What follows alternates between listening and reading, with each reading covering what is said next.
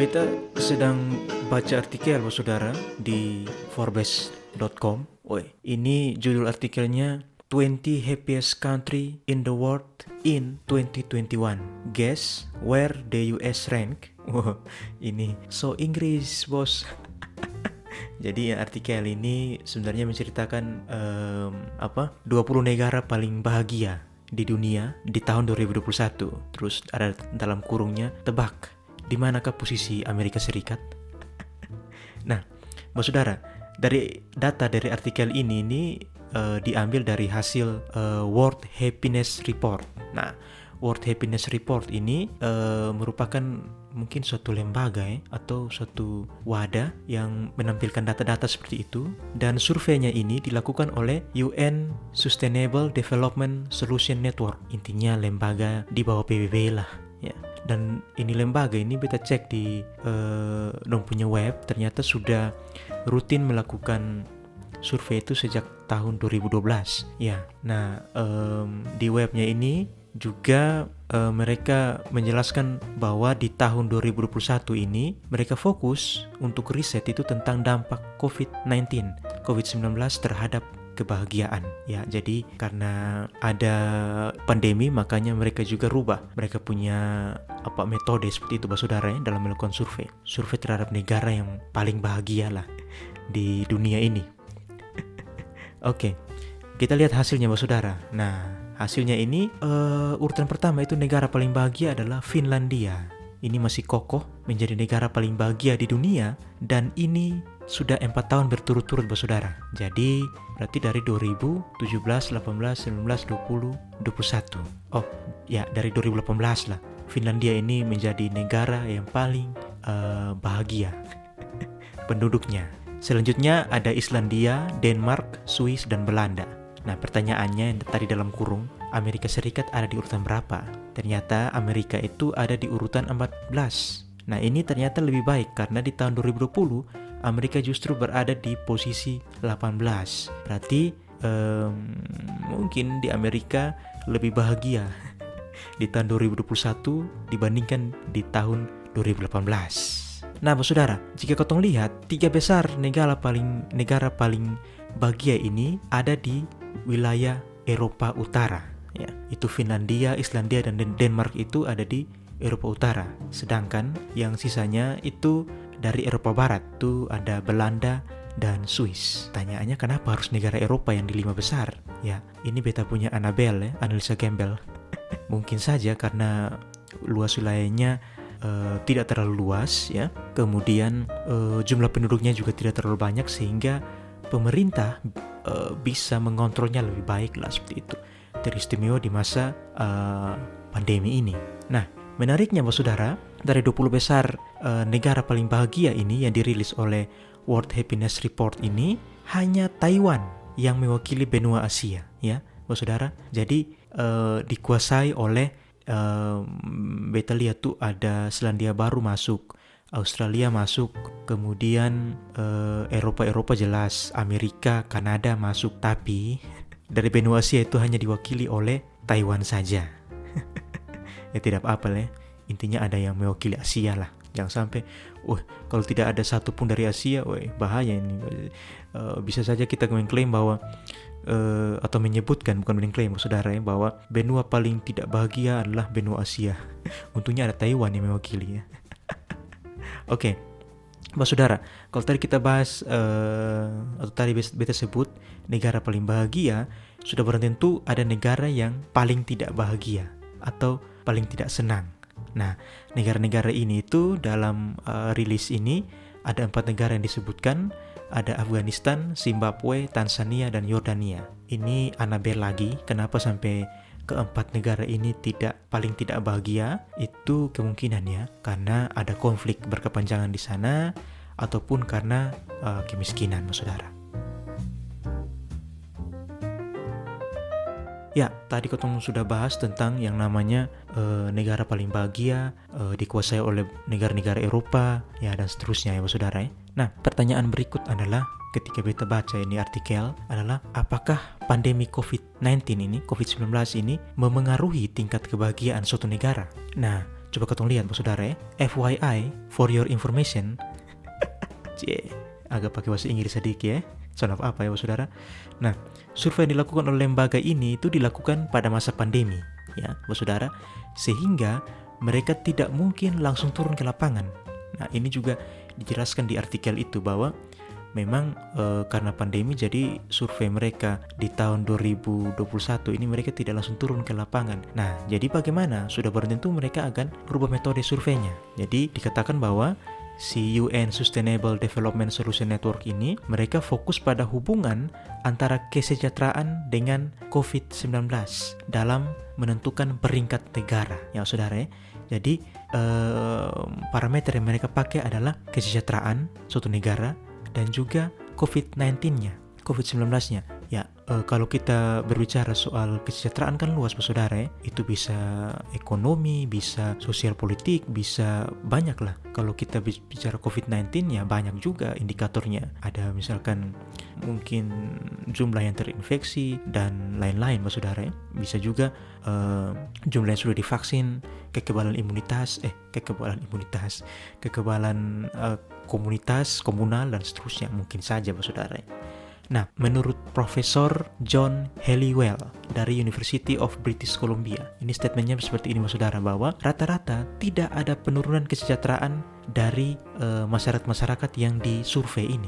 Nah, ini menarik saudara, bahwa tidak ada penurunan kesejahteraan menurut si Profesor John ini. Nah, dari sini kau bisa lihat bahwa selama pandemi ini ternyata kesejahteraan orang itu aman-aman saja saudara yang disurvei ini, alias tidak naik dan tidak turun. Nah, tadi yang beta sudah notice juga, beta sudah sebutkan bahwa kalau kesejahteraan itu kan luas ya, bisa ekonomi, bisa sosial politik, apalagi kalau kita berbicara kesejahteraan dalam lingkup negara, itu kan luas juga sebenarnya ya. Kondisi sosial politik itu menurut beta sangat memengaruhi sih kesejahteraan orang. Contoh kecil, sekarang kita buka media sosial saja kita lihat banyak berita-berita yang negatif pun ya, itu secara psikis pun kita akan terganggu. Mungkin saja akan berimbas pada kesejahteraan kita, bisa saja saudara ya. Tapi coba kita lihat lebih pada makronya ya saudara ya. Nah, pertanyaan berikutnya adalah, terus bagaimana dengan kota negara tercinta Indonesia? Saudara, tadi dari 20 negara itu Indonesia tidak ada saudara. Yang tadi kan itu sudah sebut bahwa yang mewakili Asia itu hanya satu, Taiwan. Apakah ini menggambarkan Indonesia negara yang tidak bahagia? Coba kita lihat saudara ya. Nah, tentang kesejahteraan, ternyata negara kita ini bisa dibilang babak belur lah dalam tanda kutip saudara ya, selama masa pandemi ini. Ya, sudah 1 tahun lebih saudara ya. Jurang orang kaya dan orang miskin yang terus melebar karena pandemi. Penghasilan orang kaya tidak terpengaruh selama pandemi, justru bertambah, sedangkan kemampuan orang miskin untuk bertahan hidup sangat sulit. Ini beta kutip dari artikel katadata.co.id.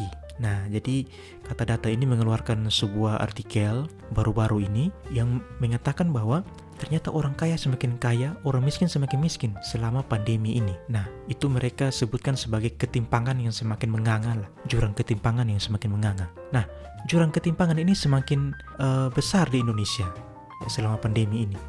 Jumlah orang kaya menurut katadata.co.id ini melonjak jadi 61,69%, saudara. Berarti jumlah orang kaya tambah banyak selama pandemi ini ya.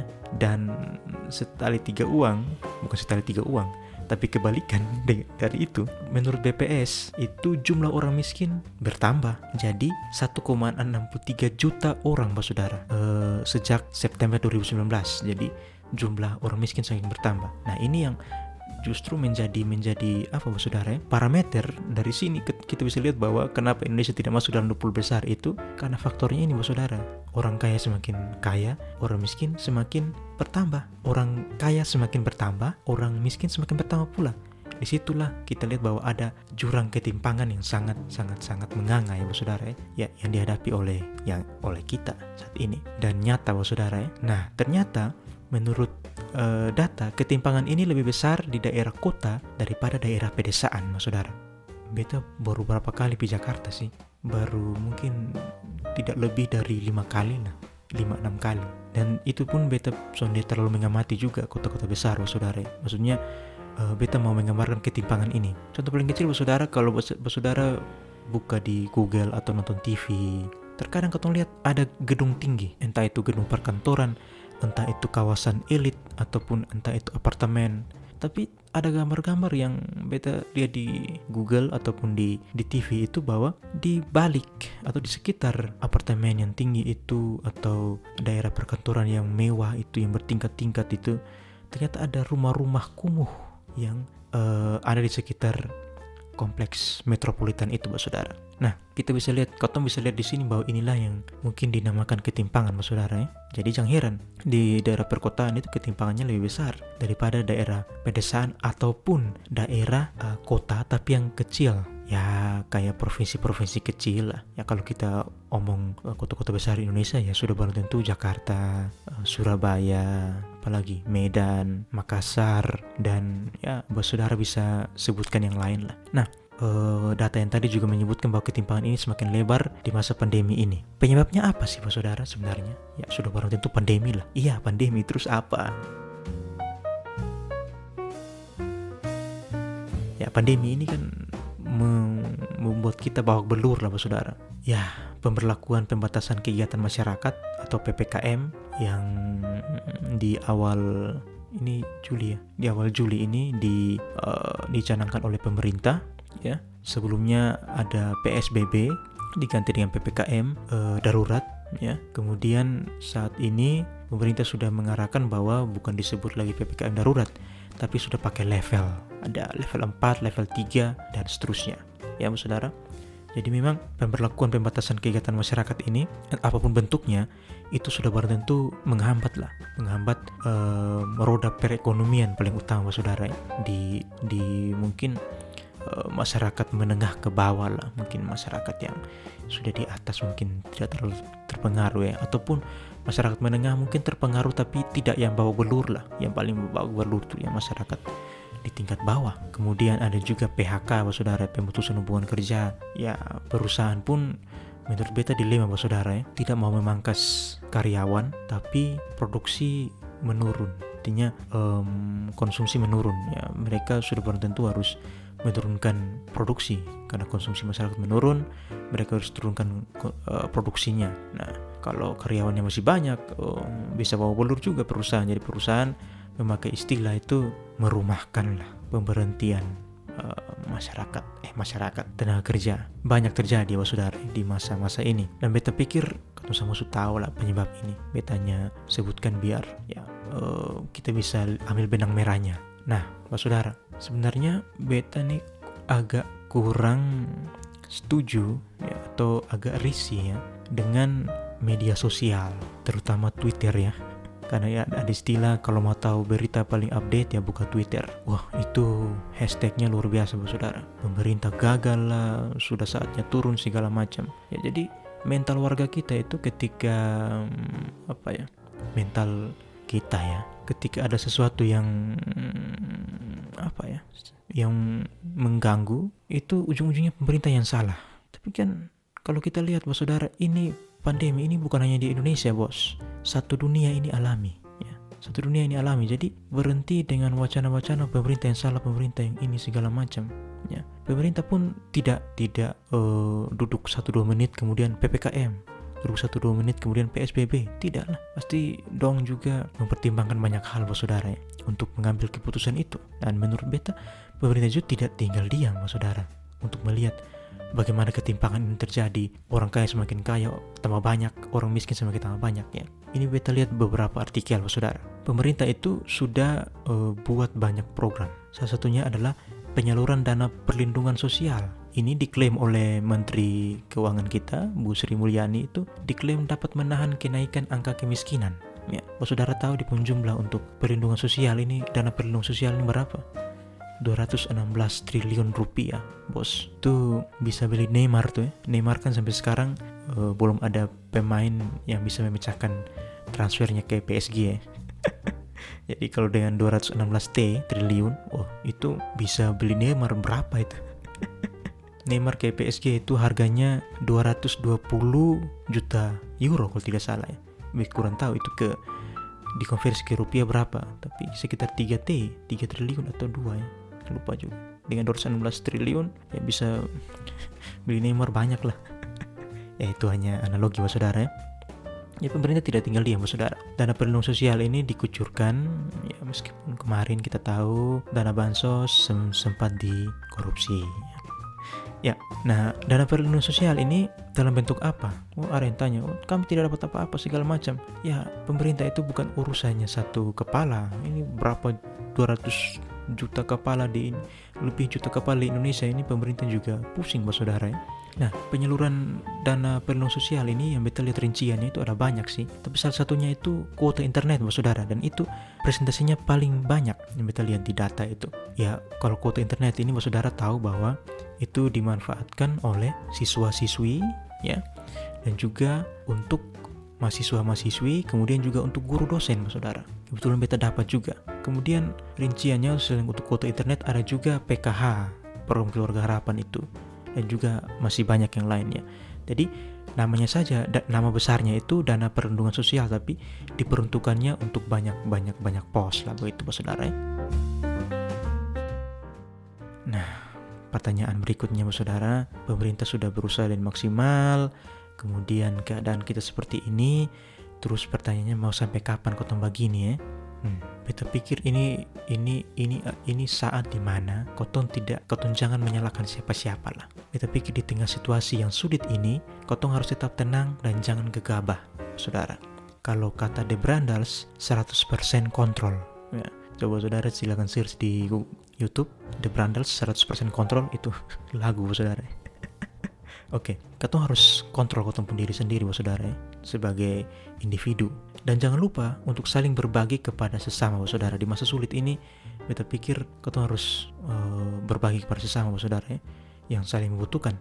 Contoh paling kecil saudara, beta ini sering ikuti Twitternya Pak Gubernur Jawa Tengah, Bapak Ganjar Pranowo ya. Beliau itu hampir tiap hari selalu update video, ketemu masyarakat, edukasi, kunjungan ke rumah sakit segala macam, luar biasa. Dan beliau ini mencanangkan gerakan di Jawa Tengah itu, di Jateng itu namanya Jogotongo. Ini bahasa Jawa saudara ya. Pasti orang Jawa kalau dengar ini lucu ya. Minta maaf kan, ini lidah-lidah timur yang ngomong bahasa Jawa jadi tidak halus-halus banget.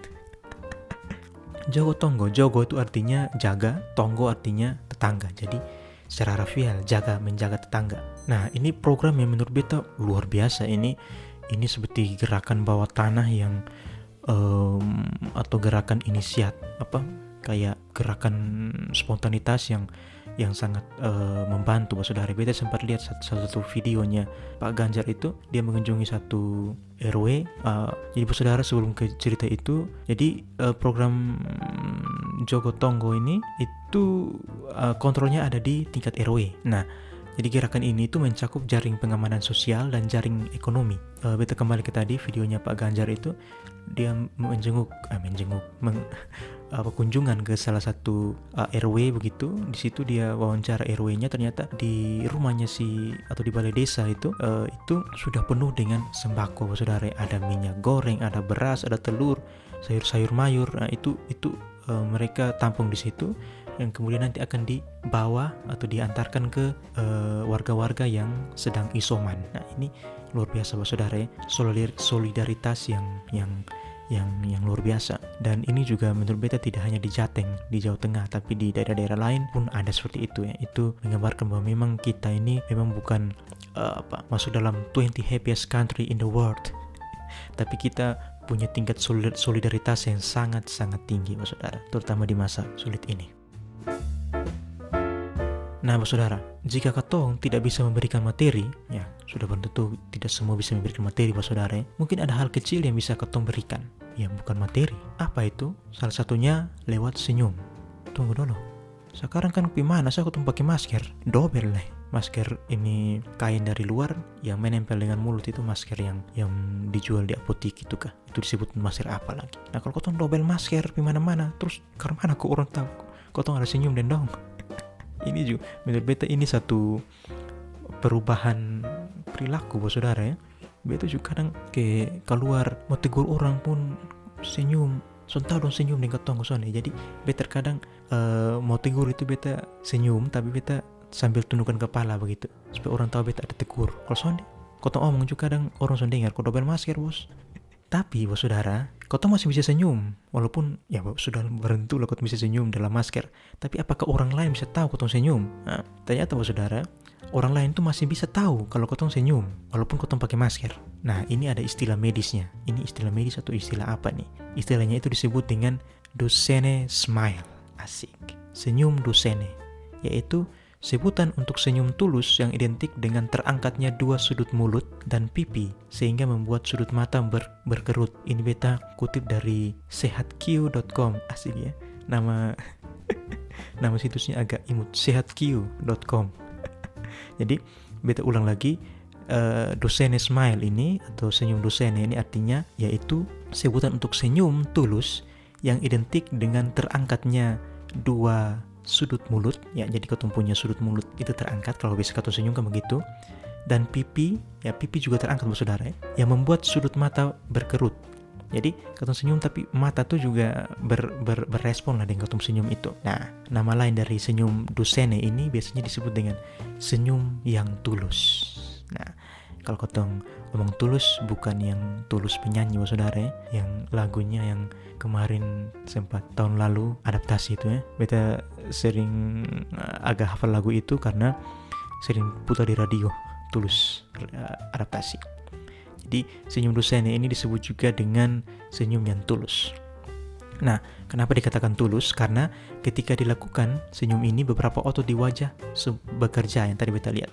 Mulut, sudut mulut, kemudian pipi juga bergerak dan juga mata kita juga mata kita juga berkerut. Senyum Duchenne ini punya manfaat saudara. Ya, seperti membuat mood lebih baik, terhubung dengan orang lain. Jadi katanya senyum Duchenne ini saking tulusnya senyum ini bisa menular saudara. Jadi ini menular tapi bukan menular yang negatif saudara, bukan menularkan virus, bukan. Kan kau pakai masker ya. Tapi menular kalau kau senyum orang lain juga bisa senyum. Dan ini juga bisa mengubah respon stres tubuh. Jadi kalau kau stres bisa ya ini kemungkinan besar kerjanya hormonal saudara ya. Hormonal. Ya, dan juga membentuk persepsi positif hanya dengan senyum ini saudara. Jadi ini yang beta maksud saudara. Orang lain itu masih bisa tahu kau senyum bukan dari lihat kau mulut karena kau pakai masker tadi yang double tadi, tapi lihat dari kau mata. Nah, kalau kau mata agak otot-ototnya sekitar mata itu mengkerut dan kau mata sedikit mengecil, itu artinya kau sudah membuat itu senyum Duchenne itu. Ya, senyum Duchenne itu. Dan itu dikatakan senyum yang tulus saudara. Dan senyum ini yang tadi beta lihat manfaatnya banyak saudara. Mood kau lebih baik, bisa menularkan positive vibes ke orang lain, respon stres tubuh pun semakin baik dan membentuk persepsi yang positif saudara. Saya pikir semua hal yang positif di dalam masa pandemi ini penting sekali selain positif yang itu saudara. Ya, jadi mungkin kalau setelah dengar podcast ini saudara keluar, saudara bisa praktekkan itu senyum Duchenne itu, senyum sampai otot mata kita juga bergerak sehingga orang tahu kau senyum. Senyum di balik masker saudara, itu bisa sekali, bukan tidak bisa. Mari kau menebar energi positif saudara untuk kau punya sekitar, meskipun itu kecil tapi berharga. Dan seperti ada kalimat mengatakan bahwa kalimat mengatakan terlupa lagi. Ya, hati yang gembira adalah obat yang paling manjur saudara. Jadi tersenyumlah meskipun di balik masker. Usahakan senyum kita itu sampai sampai membuat otot mata kita bisa berkontraksi, bisa berespon juga, sehingga walaupun di balik masker kita masih bisa memberikan energi positif kepada orang lain. Sampai jumpa di BSDR Podcast selanjutnya. Cheers.